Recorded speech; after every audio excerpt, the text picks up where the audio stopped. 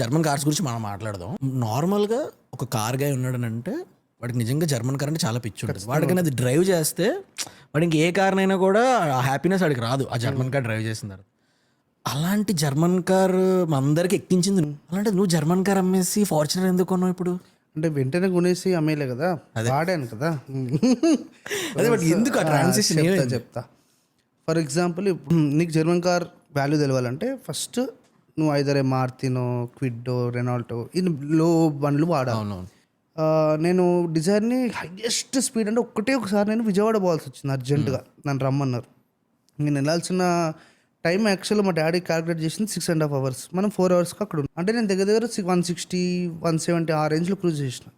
కాకపోతే every time నేను 160 పోయినప్పుడు నీకు 140 అనే ఒక స్పీడ్ దగ్గర ఎవ్రీ కార్కి ఒక స్పీడ్ దగ్గర ఫ్రీక్వెన్సీ తెలిసిపోతుంది. అండ్ కార్ మొత్తం ఎవ్రీ పార్ట్ వైబ్రేట్ అవుతూ ఉంటుంది. దీనికి ఏంటంటే ఈసారికి 140లో మొత్తం ఊగిపోతూ ఉంటాయి.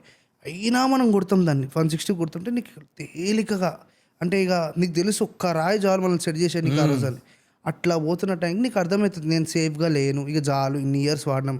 దాని వల్ల 80,000 నేను వరకు నడిపిన. ఫస్ట్ హ్యాండ్ అది నేను కొనింది.